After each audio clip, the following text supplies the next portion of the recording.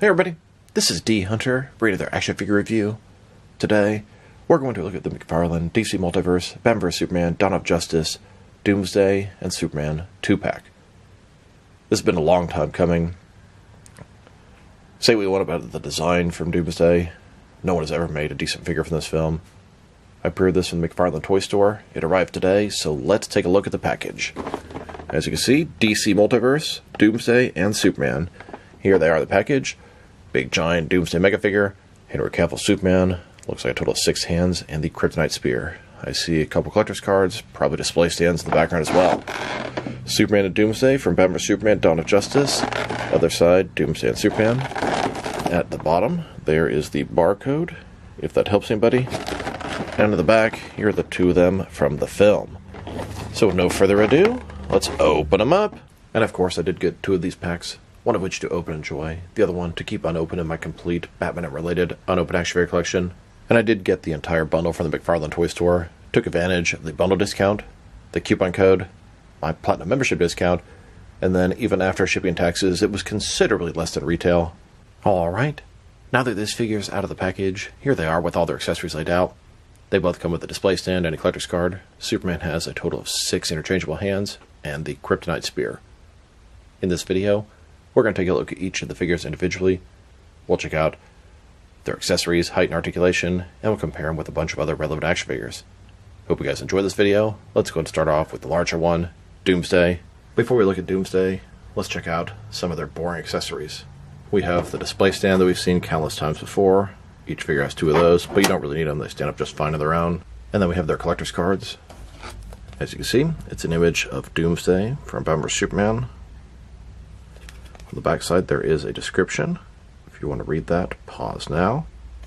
And then we have Superman's collector's card, also Henry Cavill from Batman vs Superman. If you want to read that, pause now.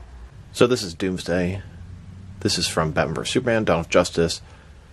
I know a lot of people don't like the way Doomsday looked there, and I definitely have my complaints, let's just say. I've seen a lot of people compare him to a cave troll from Lord of the Rings, or Ninja Turtles from the reboot films. But regardless whether you like him or not, I've always wanted to have a proper Doomsday from this film in my collection. He doesn't come with any accessories, and actually I could think of some stuff he could come with. Maybe an alternate arm with a big spike on it that he killed Superman with. I wouldn't be surprised if we get another variation of this Doomsday with spikes all over him and the spiked arm. But who knows? In the meantime, let's take a look at him. Now I'll tell you, he's sort of hollow feeling, very light, feels sort of cheap and crappy.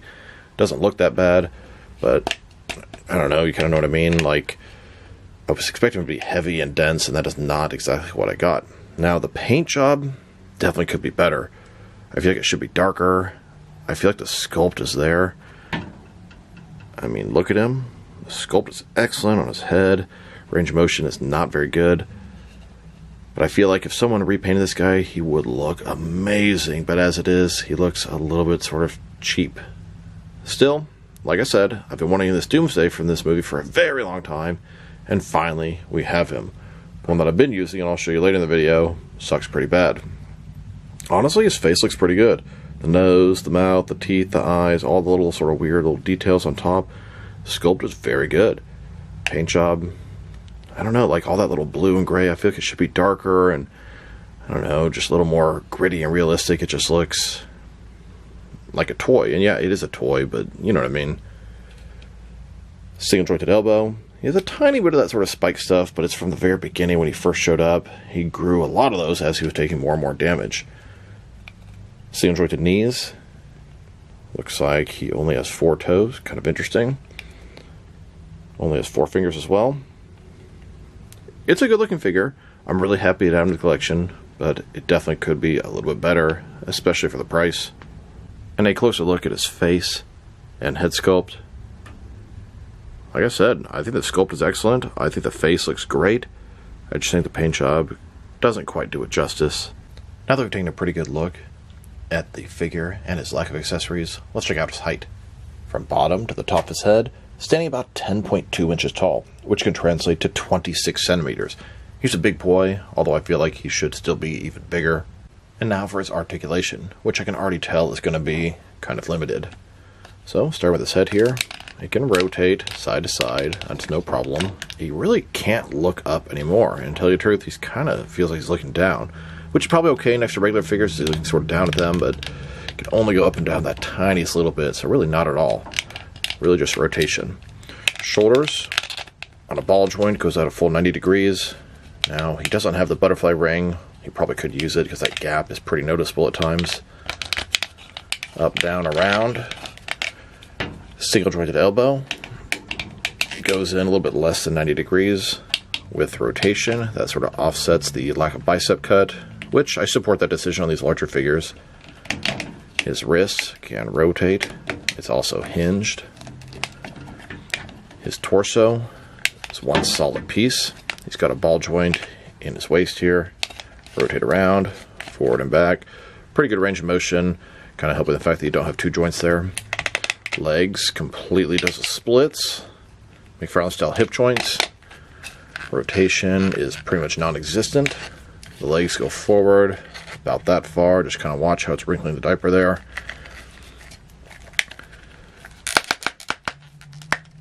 Single jointed knees go back about 90 degrees with rotation.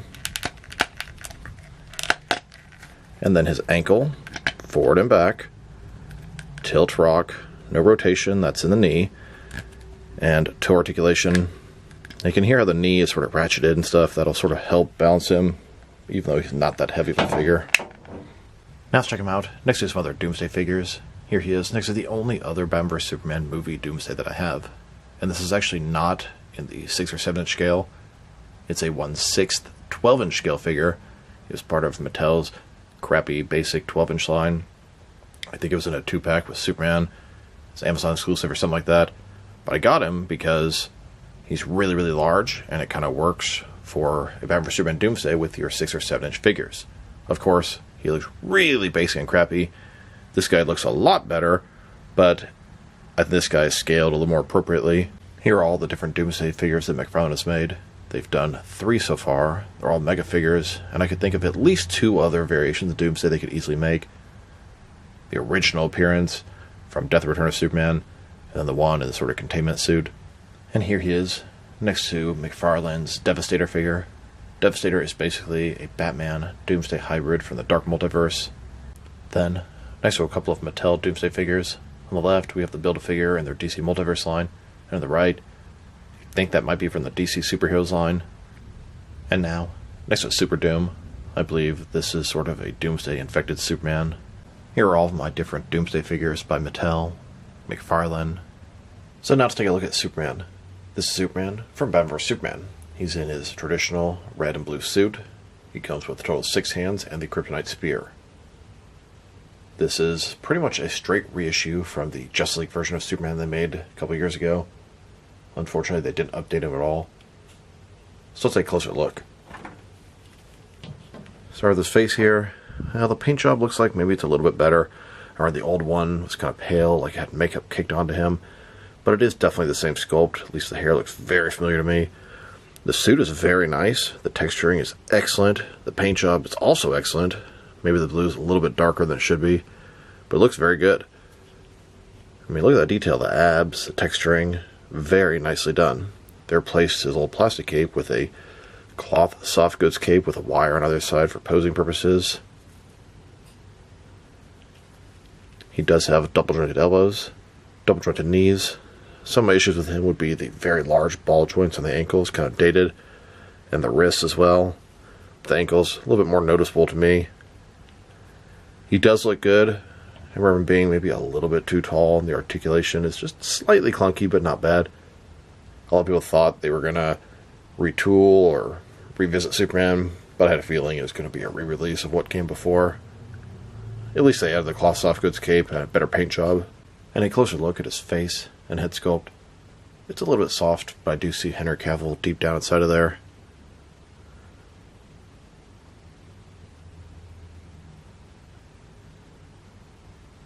And then here he is, broken down as far as he can go, with all of his removable parts detached. Now let's check out his accessories, starting off with his hands. He has a total of 6 hands, 3 right hands, and 3 left hands. Here he is with his first pair of hands. These are his fists. And here's his second pair of hands. His right hand is sort of an open hand, I described it as like a catching hand. And his left hand is sort of an open hand. Maybe it's a flight hand. And then his last pair of hands. His right hand is a pointing hand. And his left hand is a gripping hand for the spear. Now to look at his kryptonite spear. I've seen a lot of people complaining that it's very gummy and bendable, and I can totally understand why people don't like that. But believe me, I have the one from Mafex and the one from Mezco, and they've both broken, and I glued them, and they've both broken again. So having a completely hard one of these is not necessarily a good thing. Very fragile. Now the detailing, once again, the sculpt looks pretty good, but the paint job kind of weak. There's neon green here, and the rest is all silver, which is fine. Accurate. It's got the little spike at the bottom. Sculpt and detail looks very familiar from the film. I don't know, I just think this could be a little bit better, the kryptonite part. Here's a look at Superman holding that kryptonite spear. It is very difficult to get this into his hand. You got to really pry it open, and the hand is not gummy enough. Makes it very difficult. And then here's the armored Batman, also holding that kryptonite spear. Arguably more appropriate for this figure. Now I wanted to talk about his cape for a second. It's a cloth soft goods cape, which looks pretty nice. You can stretch out about this far. Looks fantastic.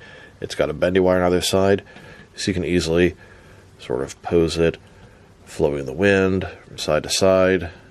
Now I wanted to check out the differences and similarities between this new Batman vs. Superman in the 2-pack and the original Target exclusive red and blue Zack Snyder's Justice League release on the right. It is 100% the same figure, same sculpt, same articulation, very similar paint job, just this cloth soft goods cape versus the plastic one. So, looking at their faces, the skin tone is just a little bit different. It looks a little bit more realistic on this guy. The suit is really painted pretty much the same. I always thought the blue was just a little bit too dark.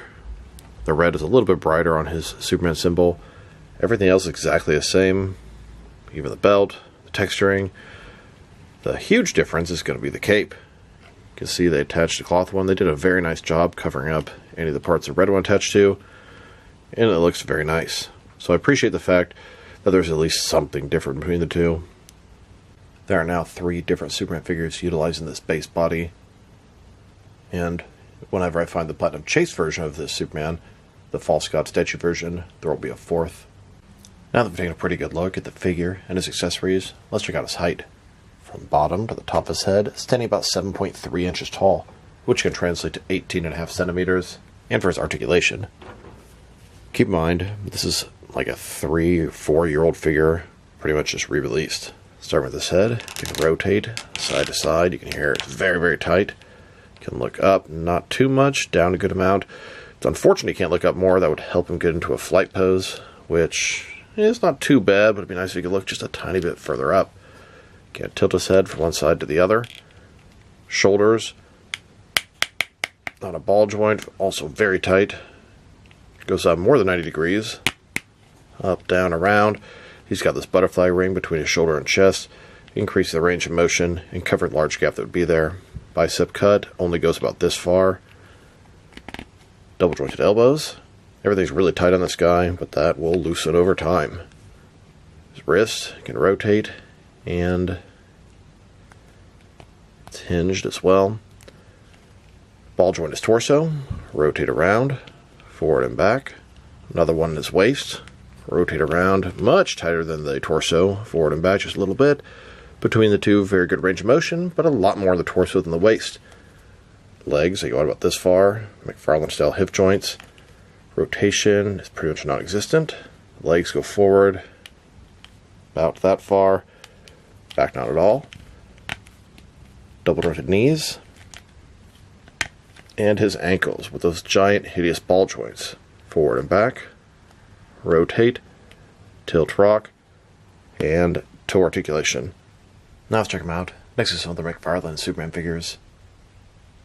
Here are all 3 of McFarlane's Henry Cavill Superman figures. Need to get the Platinum single release. Here he is, next to the Action Comics number 1000 Superman. This is McFarlane's first Superman release. Then, next to the Hutch Superman.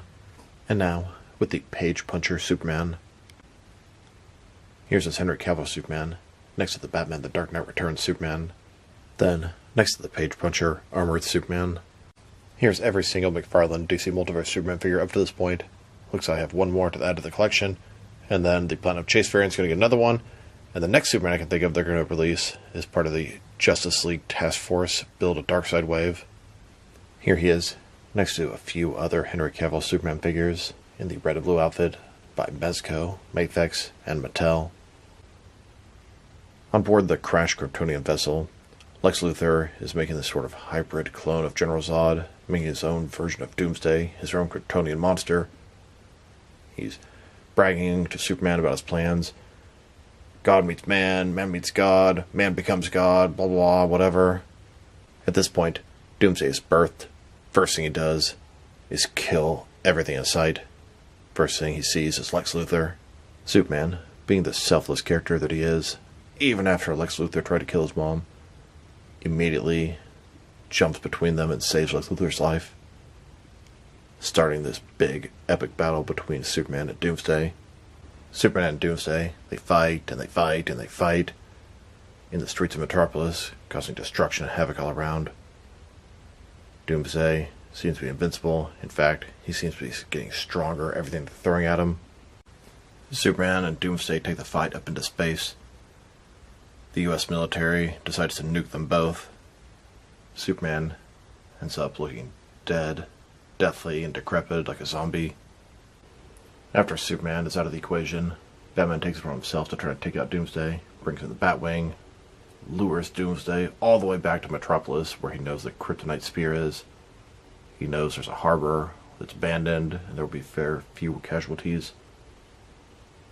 He lures Doomsday all the way back, and then Doomsday uses heat vision, takes out the Batwing, and right when he's about to kill Batman, Wonder Woman jumps in and saves the day. Superman rejoins the fight. They meet up. The Trinity, finally. Batman looks at Superman and says, "Is she with you?" Superman replies, "I thought she was with you." Superman realizes what he has to do. He has to take the Kryptonite Spear and use it to kill Doomsday. But of course, Superman is vulnerable to Kryptonite as well, so it weakens him just being around it. Here's a look at Superman stabbing Doomsday with that Kryptonite Spear. Unfortunately, as we all know, this leads to Superman's untimely demise and death. Now let's check them out.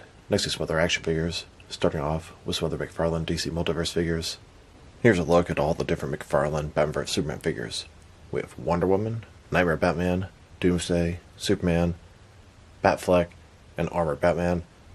There are still 4 figures I'm missing from McFarlane's Batman vs Superman collection, and that is the 2-pack with the Nightmare Batman and the Armored Batman, then the Platinum version of the Armored Batman, and the Platinum statue version of Superman. Now, there are a ton of other things they could give us from Batman vs Superman Dawn of Justice. I would totally buy a Lex Luthor. They could give us Doomsday with more spikes on him, maybe fighting with Superman with red heat vision eyes. They could do a Superman vs Armored Batman 2-pack. I would love if somebody would give us a Jeremy Irons Alfred. And there's really tons more stuff they could make for the movie, like Lois Lane. I don't really expect anything to go that deep into the film, but it would be very nice. And since they're going back and doing a wave from Batman vs Superman, I think there's a possibility maybe they'll do a Man of Steel wave with Superman and the Kryptonians, maybe a Suicide Squad wave with a bunch of characters, build Incubus. There's a lot of potential. I think the movie figures are selling very well for McFarlane. Now let's check them out. Next is some other recently released McFarlane DC Multiverse figures. Here they are. Next is McFarlane Collector's Edition Wave 8. Both the regular and Platinum Chase variants of Lightning Lad, Simon Ball's Green Lantern, Grid, and Geoforce. I currently have 8 of the 12 figures from this wave. I also need both versions of Mr. Terrific and the Chris Reeve Superman. Here's this 2-pack, next to a couple of McFarlane Toy Store exclusive releases. Both the regular and Platinum versions of Jonah Hex, and then the Nightmare variant of the Vampire Batman. And here they are, next to the most recent 2-pack. This is the Amazon exclusive Arkham City Detective Mode Batman vs Solomon Grundy 2-pack. Then, with another recent 2-pack, this is the Shazam and Freddie Freeman 2-pack. This was also an Amazon exclusive. And now, with the 3rd digital wave, Silver Age Joker and Earth 2 Robin. There are 2 Platinum Chase variants of this wave, a Black Tux version of Joker, and the Speed Force Flash. I'm on the hunt for both of those. In fact, the only Platinums I need right now in the Multiverse line is the Black Tux Joker, Speed Force Flash, the Armored Batman from Batman vs Superman, as well as the Superman statue. If anyone has a lead on where I might be able to get one for a reasonable price, or can possibly help me out, please drop me a line in the comments below. It is much appreciated. Here they are, next to a couple of recent Walmart exclusive figures, Hal Jordan Green Lantern, and Action Comics Superman. And here they are, next to the Arkham Asylum glow-in-the-dark Killer Croc. He was also an Amazon exclusive. Then, with the latest Jokerized offering, Hush, Harley Quinn, and the Last Night on Earth Batman. And now, with some recent Target exclusive figures, Sinestro in Parallax Armor, and Commander Steel. And finally, next to the most recent wave of Page Punchers, both the regular and Platinum Chase variants of the Rebirth Deathstroke and the Damian Wayne Robin. Now let's check them out, next to some action figures from different various companies, so we can see how they fit in both scale and style-wise, in case you know which lines you can mix them with. Since they're McFarlane toys, they're typically the 7-inch scale. Even though Doomsday's quite a bit larger, they're still 7-inch scale figures. I'm going to start off my comparisons with some of the larger action figure lines I collect, and work my way smaller. But first, let's check them out with some of their McFarlane Toys brothers. In front of you are 5 different action figure lines, all from McFarlane Toys, all 7-inch scale. And now, with some Jack-specific wrestling figures and some Diamond Select toys. Here they are, next to a box of tea bags. And here they are, next to some DC Direct and NECA Superman figures. Then, with both some Mattel and Jazzwares wrestling figures. And now, with some Mezco and Mattel Superman figures. Next, with some Mafex and Hasbro Marvel Legends. And finally, with some SH Figure Arts and Jazzwares Fortnite figures. So overall, it's a pretty nice 2-pack, but I have many complaints. Number 1, Doomsday, I don't think he's tall enough. Number 2, he feels kind of hollow and crappy. Number 3, his paint job just doesn't look right. I feel like he should be darker. It's like really blue. I feel like it should be more black and gray, darker colors. His articulation is a little bit limited as well. And then Superman. They took a 4-year-old figure and pretty much re-released him. Yes, the cape is considerably nicer. The paint job's a little better on the flesh. But he has some of those glaring issues that they've actually progressed from, like those giant ball joints in the ankles and the wrists. A little bit of an update would be nice. As it is, it's still a very nice 2-pack. Superman also has issues holding the Kryptonite Spear. I don't mind it being gummy. I actually, in some ways, appreciate that because I've broken all the other Kryptonite Spears that I have. But his hand is not gummy enough to really stretch out and hold the spear properly. So, accessories, pretty cool. Sculpted paint job, well, the sculpt is excellent. Paint job's a little bit weak on Doomsday here. Articulation, it's everything you expect on Superman, but a little bit weak on Doomsday as well. If I were to rate this pack, I'd probably give Doomsday 6.5, and Superman probably about the same. And if this was 4 years ago, I probably would have rated the Superman like a 7.5, but because there's very little effort put into this pack, it forced me to give him a lower rating. Still, I'm really happy to finally have a proper Doomsday from this movie in the action figure collection. Mattel never made one in their multiverse line. Mafex never made one. Mezco didn't. Nobody did, except for that crappy basic Mattel one, which wasn't even for the 16-inch figures. So like I said, really happy to add him to the movie collection. I'm happy to have this Henry Cavill Superman because he is better than the last one. The paint job's just a tiny bit better, and I think I prefer this cloth soft goods cape. It's well done. Sometimes they're not well done, but this one is. So this is D Hunter. Thank you guys for watching this video. If you liked the video, press like below. If you have anything you want to say with the video, add to the comment section. If you want to see additional action figure reviews from me, press subscribe. I do appreciate when you do that. Once again, this is D Hunter. Thank you for watching this video, and I'll talk to you guys real soon.